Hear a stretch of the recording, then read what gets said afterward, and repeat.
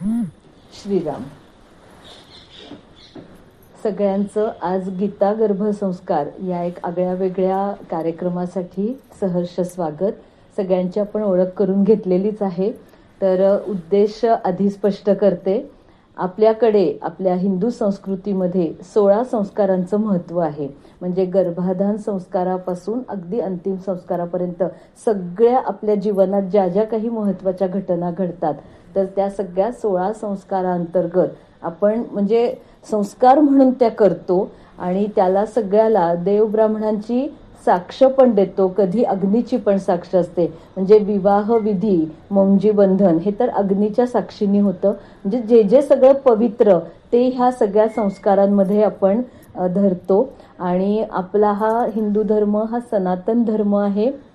इथे हा जो धर्माचा जो पाया आहे ना, तोच मुळी हा संस्कार आणि संस्कृतीवर टिकून राहिलेला आहे. आणि खरं म्हणजे म्हणूनच आज इतकी वर्ष झाली, इतक्या सगळ्या प्रकारच्या खरं म्हणजे इतकी आक्रमणं आजपर्यंत सुद्धा चालू आहेत, तरीही हे सगळं का टिकून आहे? किंवा आज अजूनही एखाद्या छोट्या गटाला अशा पद्धतीचं काही करावंसं का वाटतंय? तर याची पाळंमुळं इतकी खोलवर रुजलेली आहेत. म्हणजे जसं म्हणतात ना की नदीचं मूळ आणि ऋषीचं कुळ शोधू नये, विचारू नये, तसं आपल्या धर्माचं जी मुळं आहेत ती इतकी खोलवर आहेत की कितीही बाहेरून म्हणजे काय म्हणतो नकारात्मक शक्तींचा त्याच्यावर हल्ला झाला तरी इतकी सहजासहजी ती उखडून टाकणं अशक्य आहे. आणि म्हणूनच आपलं सगळ्यांचं कर्तव्य काय, तर या सगळ्या संस्कारांना आपण धरून ठेवायचंय, त्याच्या बरोबर आपण चालायचंय, त्याची जपणूक करायची आहे. आणि मातेसाठी गर्भसंस्कार हा सुद्धा एक थोडासा म्हणशील ना तर आधुनिक काळातला उपक्रम आहे असंही आपण म्हणू शकतो. कारण आता जी कुटुंब आहेत ती विभक्त कुटुंब झाली आहेत. घरात अक्षरशः मोजकी म्हणजे 2.5 माणसं असतात, इतकं घर छोटं झालेलं आहे. त्यामुळे कोण कोणाशी बोलायला नाही, संवाद करायला पण नाही.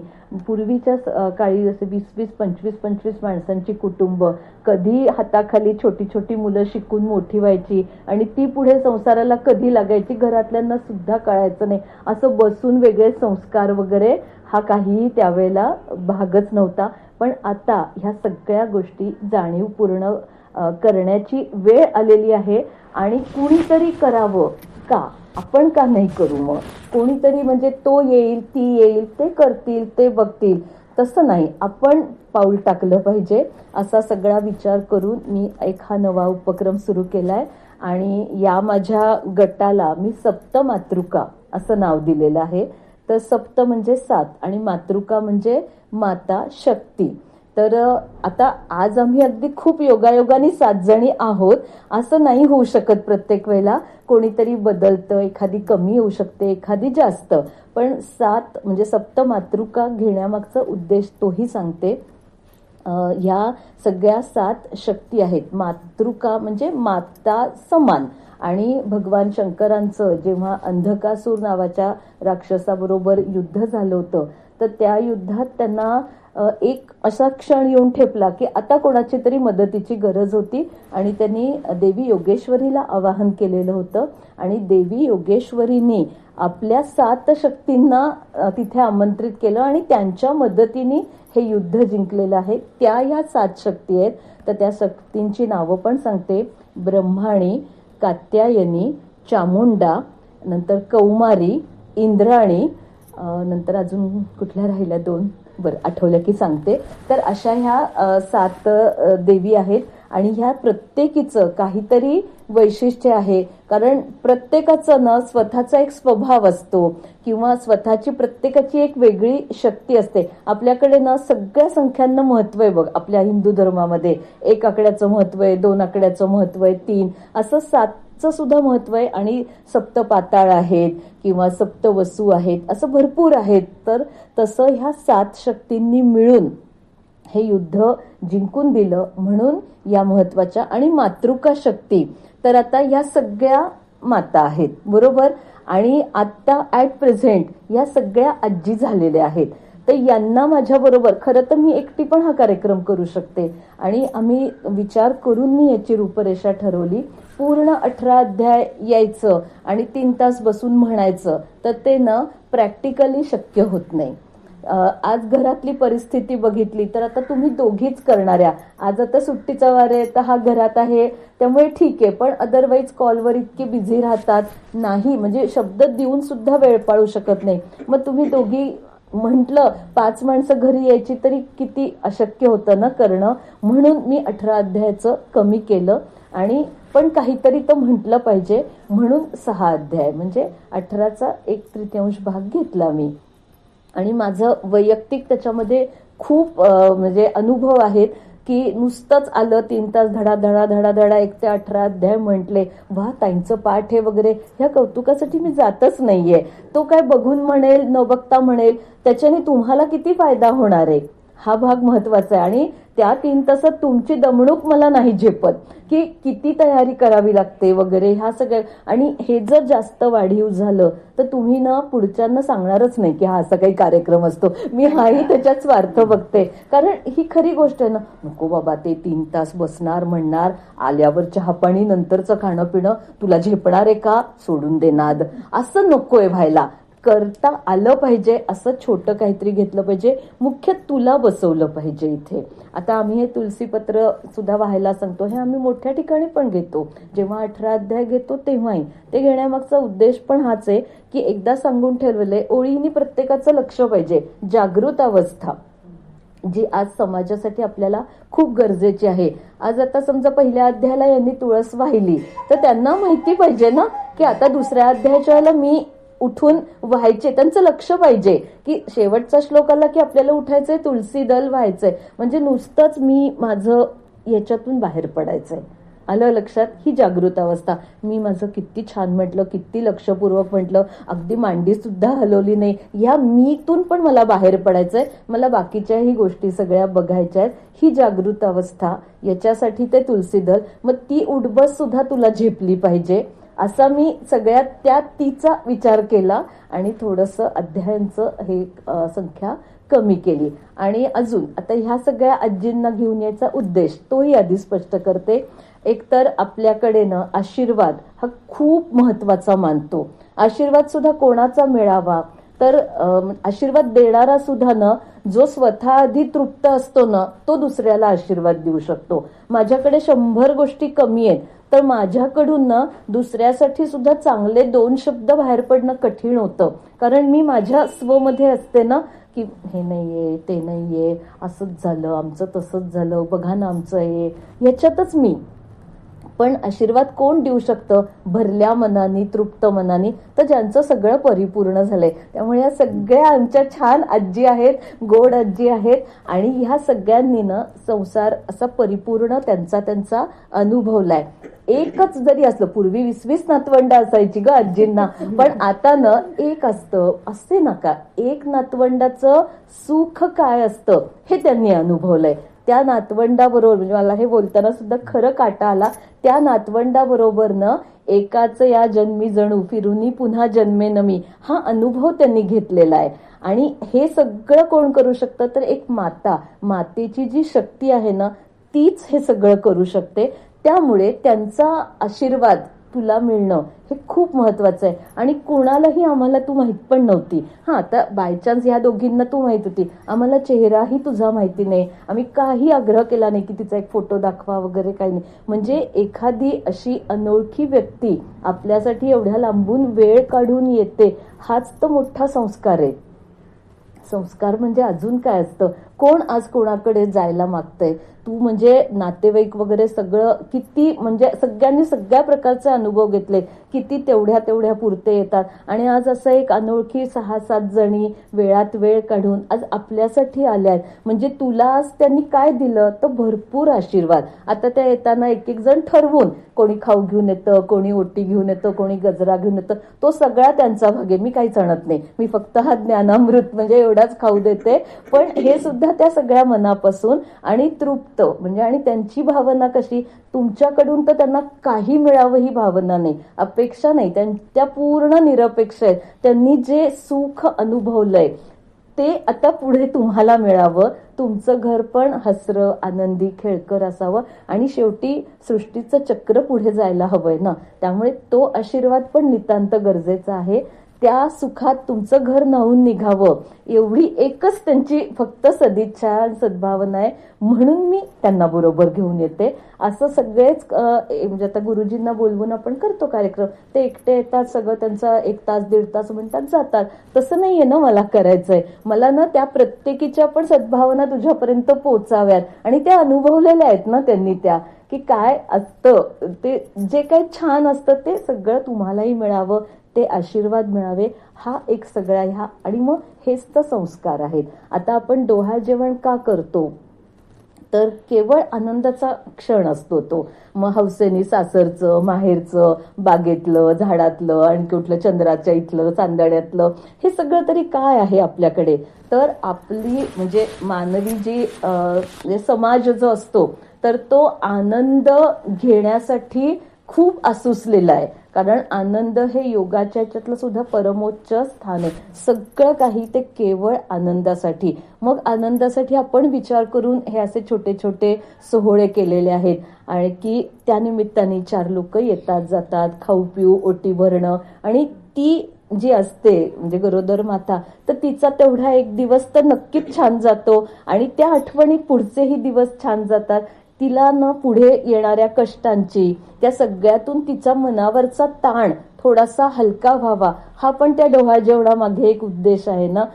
येतात 4 जणी आपले सहज जाता जाता अनुभव सांगून जातात, तिच्या पाठीवरून हात फिरवतात, आम्ही आहोत बरं का, झालं की आम्हाला कळवा. त्यांना सुद्धा मदतीची गरज नंतर लागणार असते. त्या निमित्ताने आपल्या घरी 4 बायका आल्या ना, की त्यांना पण कळतं की आज मी हाक मारली तर कोण माझ्यासाठी येऊ शकतं. मग जाता जाता एक जण सांगून जाते, झालं की सांगा पाठवेण डिंकाचे लाडू. ते हवे असतात ना लाडू, त्या त्या वेळेच्या गोष्टी आहे, आणि ही आपली संस्कृती आहे मुळात. आणि ही ना भौगोलिक सगळ्या गोष्टींमुळे संस्कृती पण थोडी थोडी बदलते. जे आपलं आहे ते आपण जपायचं, आणि याच्यासाठी म्हणून आम्ही जे अध्याय ठरवते त्या अध्यायांवर पण मी बोलणार आहे. पण आजचा जो श्लोक आहे तो 2ऱ्या अध्यायातला 31वा श्लोक आहे. स्वधर्ममपि चावेक्ष न विकंपितुमर्हसि धर्म्याद्धि युद्धात श्रेयो न क्षत्रियस्य न विद्यते. हा श्लोक मी आजच्यासाठी घेतला. मला हा आज सकाळी, माझं असंच असतं, सकाळी अचानक मला पोळ्या करताना श्लोक सुचतो की आज ह्याच्यावर बोलायचं. तर हा श्लोक का घेतला, तर मी जे आत्ता सगळी कारण मीमांसा सांगितली तेच, की भगवंतांनी अर्जुनाला जेव्हा सांगितलं, तो तर म्हणजे शस्त्र टाकूनच रथातून पाय उतार झालेला होता, आणि तो तर म्हणत होता की मी आता संन्यास ग्रहण करतो आणि हिमालयात जातो.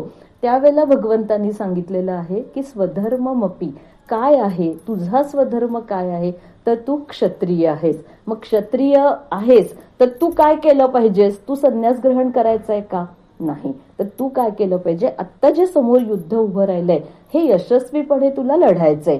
या त्याच्या स्वधर्माची आठवण भगवंतांनी करून दिली आहे. आणि बरोबर नेमकी तीच आठवण आज एक माता, होणारी माता, म्हणजे म्हटलं तर आता माता आहेच ना, आता उदरामध्ये छोटंसं पिल्लू वाढतंय म्हणजे तशी तर माता झालेली आहे, फक्त आता ते हातात यायचं बाकी असतं. पण मातेचे म्हणून काही स्वधर्म असू शकतात, आणि फक्त माता नाही, माता आणि पिता हे त्याच्यात अध्यरूत असतात. कारण माता आहे तर पिताही मागे आहे, म्हणजे कोणीच कोणाचं आता जबाबदारी झटकायची नाही, त्याच्यात तुलना नाही. हाच तर तुमचा माता पिता म्हणून आता धर्म आहे, आणि दोघांना तो पालन करायचा आहे. कशासाठी, फक्त हौस म्हणून नाहीये ना, तर शेवटी एक नवीन पिढी आपण उभी करणार आहोत. मग त्या पिढीला काहीतरी चांगले विचार आपल्याला द्यायचे आहेत. फक्त चांगल्या वस्तू पुरवल्या किंवा सगळं वेल फर्निश्ड आपण त्याला पुरवलं म्हणजे नाही, तर आपलं होणारं बाळ हे पुढे जाऊन माणूस म्हणून आयुष्यात कसं उभं राहणार आहे याच्यावर आपला भर आहे. आता व्यावहारिक गोष्टींची तर सगळी आपण पूर्तता करणारच आहे, तर त्यामुळे हा धर्माचं पालन करायचं आहे ह्याची जाणीव म्हणून मला आज हा सकाळी श्लोक सुचला. आणि या सगळ्या गीता संस्काराच्या माध्यमासाठी म्हणून मी संगीतोपचार थेरपीचा पण कोर्स केला, तर त्याचेही थोडेसे अनुभव म्हणून असं सांगेन की कसं आहे ना, सगळ्यांना अभिमन्यूची कथा माहिती आहे की त्यांनी पोटामध्ये असताना, आईच्या गर्भामध्ये असताना ते सगळं ऐकलं, चक्रव्यूह कसं भेदून आत जायचं, आणि मग आईला झोप लागली त्यामुळे पुढचं तो ऐकू शकला नाही. आणि मग त्यामुळे प्रत्यक्ष जेव्हा रणांगणावर चक्रव्यूह भेदून अभिमन्यू गेला तेव्हा तो ते परत बाहेर येऊ शकला नाही. तर ह्या सगळ्या गोष्टी कपोगल्पित आहेत का? तर मुळीच नाही. हे ना आपल्याला पाश्चात्य लोकांनी सांगितलं ना की आपल्याला पटतं. इथेच आपला धर्म आपण राखत नाहीये, हे खरी गोष्ट आहे. आपलं आहे ते आपण जपत नाहीये ना, किंवा जे आहे त्याच्यावर आपला विश्वास कमी पडतोय, म्हणजेच आपण आपला धर्म राखत नाहीये ना. तर तो राखायचा आहे. म्हणजे प्रत्येकाने धर्माचं रक्षण करण्याची गरज आहे. हे सगळं कपोकल्पित असतं तर इतकी वर्ष परंपरा अशा पुढे आल्या असत्या का? तर नाही. आणि हे खरंच आहे. त्यामुळे आज माता म्हणून तू जे काही ऐकशील, जो काही मनात सुद्धा विचार करशील ना, त्या सगळ्याची अगदी अतिसूक्ष्म ते अतिस्थूल स्पंदनं त्या छोट्या गर्भात वाढणाऱ्या म्हणजे त्या बाळापर्यंत पोचत असतात. त्याच्यासाठी ना आता आधुनिक ह्याची गरज नाहीये. म्हणजे हल्ली मग असं होतंय की ती आईनी तो हेडफोन असं पोटाला लावून बसायचं आणि त्याला गाणी ऐकवायची. अजिबात गरज नाहीये. तू तुझ्या मनात करतेस ना विचार, तेच त्या बाळापर्यंत ऐकू जात आहेत. ते हेडफोन वगैरे त्या गरज नाही. आणि त्याच्यासाठी तू स्वतः जे म्हणशील तर त्याची सुद्धा पद्धत अशी आहे की तू आणि होणाऱ्या बाबांनी दोघांनी आता त्या बाळाला न हाक मारायची सवय ठेवायची. हे 5व्या महिन्यापासून पुढे 5व्या महिन्यापासून गर्भाची कानाची शक्ती तयार व्हायला लागली असते. गर्भ छान ऐकू शकतो. म्हणून तर मी म्हणते ना की तुझ्या मनात आलेले विचार सुद्धा ते बाळ ऐकू शकतं. म्हणजे तुझा धर्म आता किती जागरूकता पण आली, किती तुला सावधगिरीने आता पुढचे सगळे आता अजून 2 महिने तुझे गेलेले आहेत. 5 ते 7 पर्यंतचा टप्पा आलाय. म्हणजे किती क्षणोक्षणी. मग हे क्षणोक्षणी युद्धच आहे ना आपलं सुद्धा. जे अर्जुनाला जे उभं ठाकलं तेच आपलं आहे ना, की मला किती माझ्या गोष्टींवर नकारात्मक सगळ्या गोष्टी माझ्यापर्यंत येत असतात. त्या सगळ्या बाजूला करून मी माझ्या बाळापर्यंत फक्त किती चांगलं देऊ शकते, हा विचार तुझ्या मनात आधी तयार व्हायला पाहिजे. तो तयार झाला की ते बाळ सगळं ऐकणार आहे. आणि रोज त्या बाळाशी संवाद साधायचा आहे. नंतरचा संवाद आज आपण बघतो की घराघरातून संवाद हरवलेला आहे. म्हणून त्या संवादाची सवय आत्तापासून करायची त्या बाळाला पुढे जाऊन सुद्धा ना आईशी 5 मिनिटं बोलल्याशिवाय चैन नाही पडली पाहिजे. नंतर आपण बघतो आता त्याच्यावर समस्या येऊन म्हणजे इतकी मुलं ती मोबाईल किंवा इंटरनेटच्या जाळ्यात अडकलेली आहे. त्याच्यावर आता उत्तरं शोधतायत. तर त्याच्यासाठी थोडं मागे जायला पाहिजे. आत्तापासून त्याच्याशी संवाद. आणि फक्त तूच नाही, बाबांनी पण संवाद साधायचा आहे बाळाशी. काहीतरी त्याच्याशी 2 वाक्य रोजची बोलायची. ते बाळ ऐकत असतं. त्याची सुद्धा ना त्याच्या मेंदूचं सुद्धा कुठेतरी विकास व्हायला चालू झालं असतं. एकदा त्याच्या त्या कॉम्प्युटरमध्ये फिट झाल्या या सगळ्या गोष्टी की मग त्या अगदी छान पद्धतीने नंतर आहेच आपल्याला करायचंच आहे. पण आत्ता हे सगळं करणं खूप महत्वाचं आहे. जसं अभिमन्यूनी म्हणजे त्याची आई झोपल्यामुळे काय झालं की ती ऐकू शकली नाही ना, म्हणून खरं म्हणजे कानावर पडत होतं पण ते तिच्या बाह्यकरणांवर आदळत होतं. ते तिच्या अंतर्करणापर्यंत पोचलं नाही, म्हणून त्याला ते कळलं नाही. आणि हीच वस्तुस्थिती आहे. म्हणूनच आपण बाळाशी संवाद साधायचा आणि बाळाला म्हणजे काही तुला जे असं त्याच्यासाठी वाटेल मग तुझी इच्छा व्यक्त कर, तुझी अपेक्षा त्याच्यासाठी व्यक्त कर. उगाच फार मोठ्या अपेक्षांची गरज नाही. प्रत्येक जण ना आपल्या आपल्या कर्मानुसार आपल्या संचिताचं सगळी एक शिदोरी घेऊन बरोबर आलेलं असतं. जेवढं त्याचं असतं ना तेवढंच त्याला मिळतं. खरोखर किती काही करा काही फरक पडत नाही. आपल्याला काय करायचं त्याच्यातून चांगलं एवढंच बघायचं आहे. आणि प्राप्त परिस्थिती किती झालं ना तरी येणारी परिस्थिती आपण नाही टाळू शकत. पण त्या प्राप्त परिस्थितीला तोंड देण्याची क्षमता आपल्यामध्ये निर्माण करू शकतो, जी अर्जुनाच्यात भगवंतांनी केली. आणि सगळ्यांना हाही प्रश्न पडतो की इतके दिवस अर्जुन भगवंताच्या सान्निध्यात होता, मग एवढी सगळी गीता तिथं त्या रणक्षेत्रातच का सांगायची वेळ आली? कारण तो त्या क्षणी गडबडला. इतके दिवस सगळं छानच चाललेलं होतं ना, मग ज्या क्षणी तो गडबडला तिथे भगवंत त्याच्या पाठीशी उभे राहिले ना. तसंच आपल्याला सुद्धा आयुष्यामध्ये आपण एका चांगला आपला सुपंथ धरलेला आहे, आपण त्या मार्गावरून चालणार आहोत. मग आपण जर हे असं सगळं चालू ठेवलेलं असेल तर जो क्षण आपल्याला खरोखर आता आपल्याला नाही सुचते काहीतरी होते मदतीचं आपल्याला, म्हणजे हात पुढे होतो, तो भगवंत आपल्या पाठीशी उभा राहतो. ही श्रद्धा सुद्धा त्या बाळाच्या ठाई आपण निर्माण करायची आहे. आता आम्ही घेतले अध्याय तिसरा घेतला, तिसरा अध्याय कर्मयोगाचा.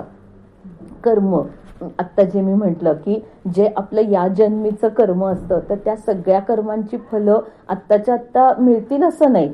परीक्षेचा पेपर तुम्ही आत्ता दिलात, म्हणजे वार्षिकचा पेपर दिला की महिनाभर रिझल्टसाठी थांबावंच लागतं. आज परीक्षा दिली आणि उद्या, अजून तरी शाळेमध्ये असं नाहीये झालेलं, ऑनलाईनचं लगेच 5व्या मिनिटाला रिझल्ट कळतो, पण शाळांची अजून तरी पद्धत अशी, म्हणजे काही कर्मांची फलं तयार होऊन ती आपल्या हातात पडायला वेळ लागतो. तसंच म्हणून तो कर्मयोग, कर्मयोगामध्ये भगवंतांनी संपूर्ण कर्माचा सिद्धांत सांगितलाय. आणि आता एक आई म्हणून आपलं कर्तव्य म्हणजे कर्म थोडंसं वेगळ्या पद्धतीने वाढलं, आणि फक्त तुझंच नाही, तुझ्याबरोबर बाबांचंही आलं.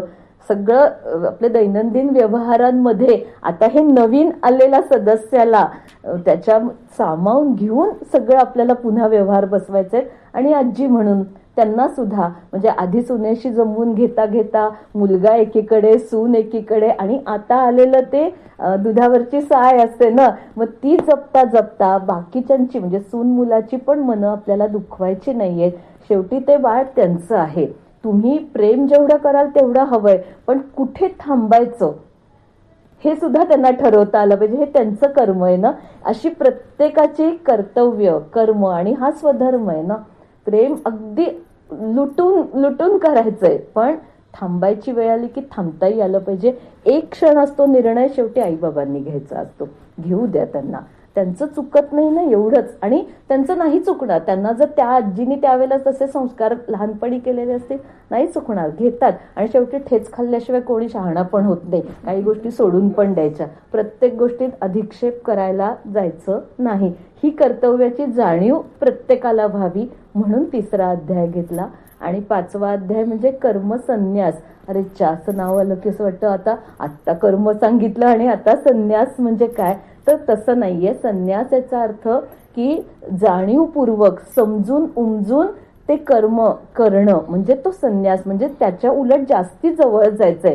संन्यास म्हणजे आपला व्यावहारिक वाटतं सोडून देणं नाही, तर म्हणजे आपण म्हणतो ना जागरूकतेने उलट जास्त योग्य कसं करता येईल, तर तसं आहे.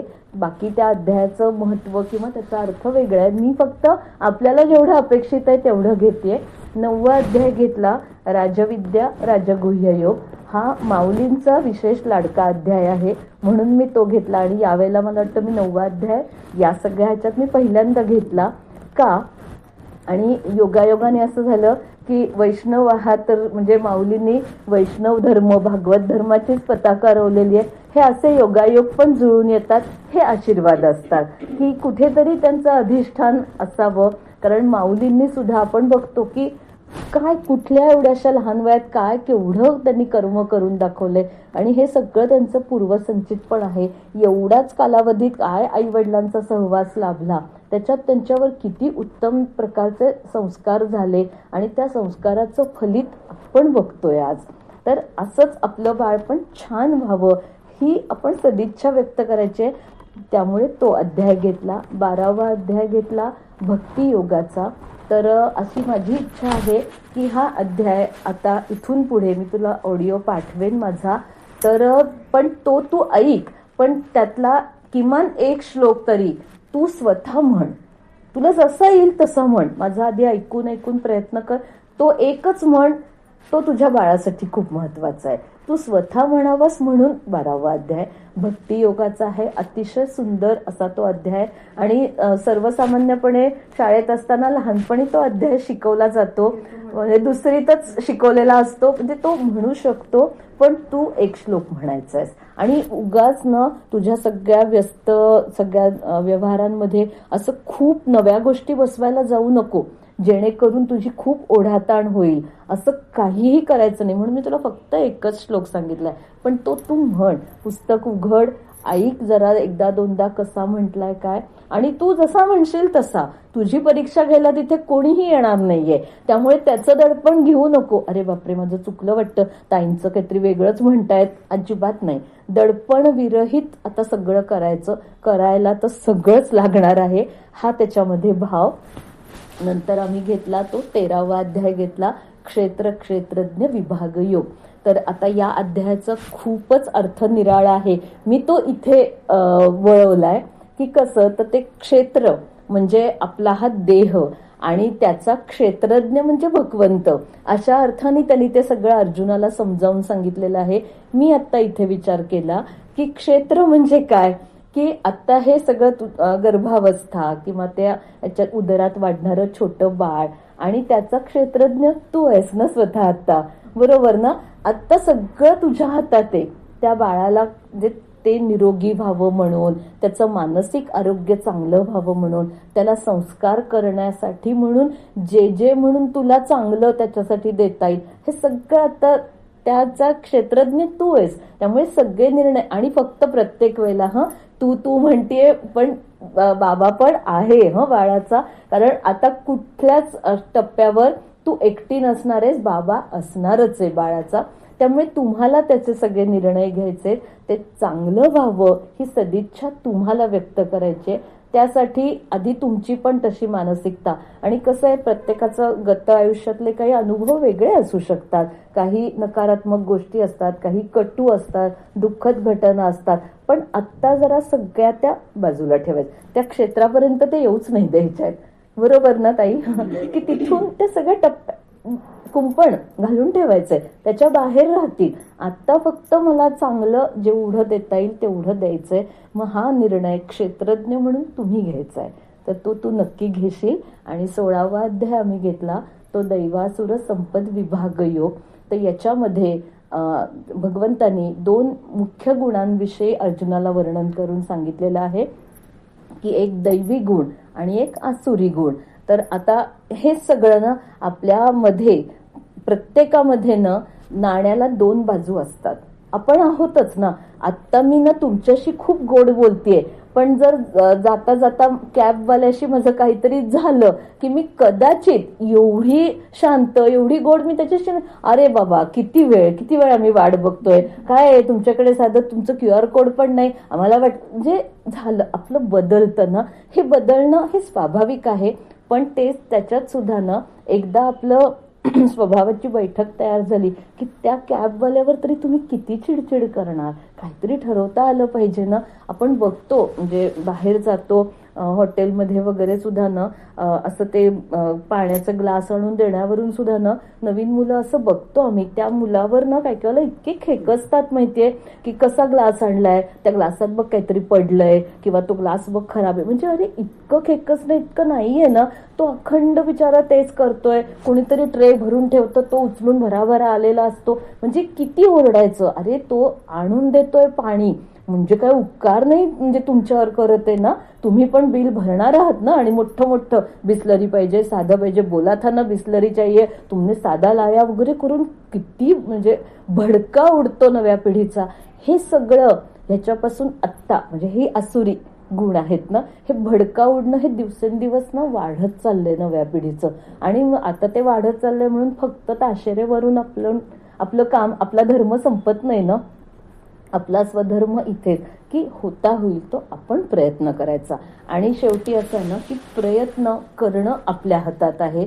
म्हणजे दासबोधाचा पण अभ्यास झालाय म्हणून मी हे सांगू शकते की प्रयत्न हा रामदास स्वामींनी श्रेष्ठ मानलेला आहे.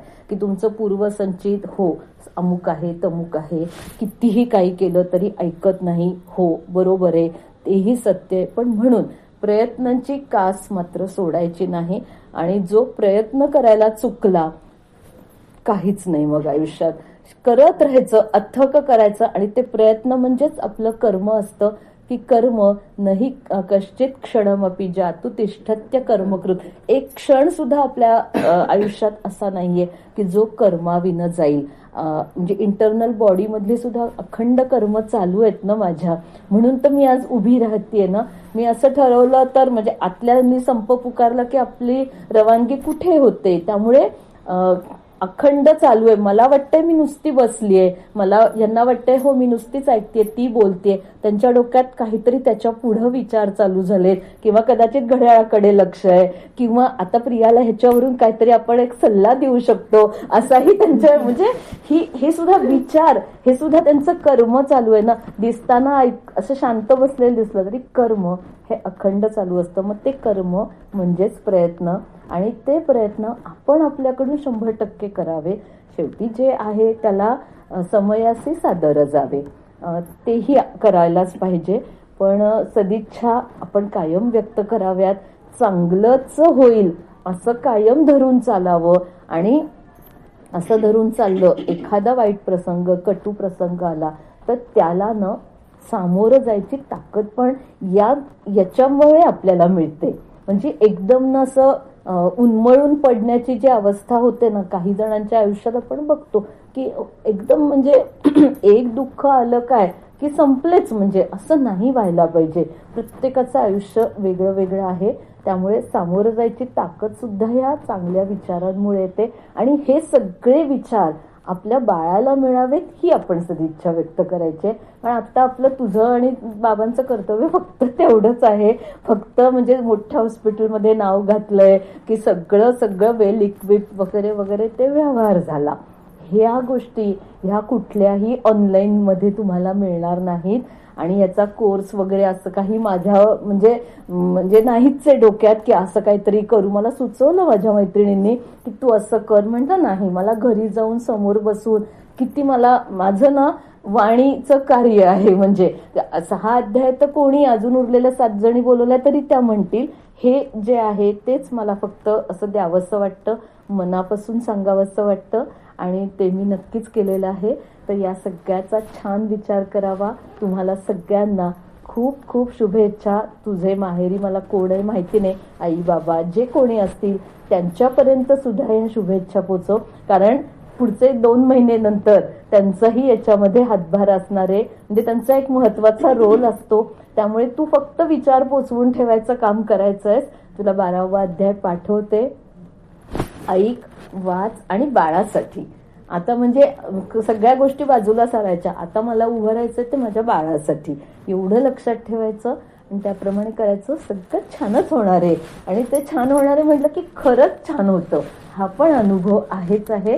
आणि या सगळ्यांच्या भरपूर सदिच्छा आहेत तुला, सगळ्यांचे मनापासून तुला शुभाशीर्वाद आहेत, प्रेम आहे. आणि हेच तुला येणाऱ्या सगळ्या म्हणजे तुझ्या सगळ्या वेगवेगळ्या ज्या शारीरिक अवस्था होतील, काही कष्ट होतील, क्लेश होतील, त्या सगळ्यातून बाहेर पडण्यासाठी बळ म्हणजे हे प्रेम. आणि हे निरपेक्ष आहे. कोण कोणाचं माहिती नसलेली व्यक्ती आपल्यासाठी असं प्रेम फक्त देऊन जाते, हेच आपलं खूप बळ असतं. नाहीतर माहीत असणारेच करतील, काय विशेष नाही, खरंच विशेष नाही. अनोळखी व्यक्ती जर आपल्यासाठी येऊन करेल तर ते खरं विशेष आहे. आणि याच्यासाठी स्वतःला भाग्यवान समज की असं कोणीतरी आज आपल्याकडे आलंय. असेल ना, नातं आहे, ओळख आहे, यांनी सांगितलं, असू देत ना, पण ते सगळं योग जुळून येणं आपल्यासाठी हे भाग्य समज. मी एवढं भाग्य आपल्याकडे आहे, अजून काय आता त्या भाग्याशी काय होणे रे. जय जय रघुवीर समर्थ.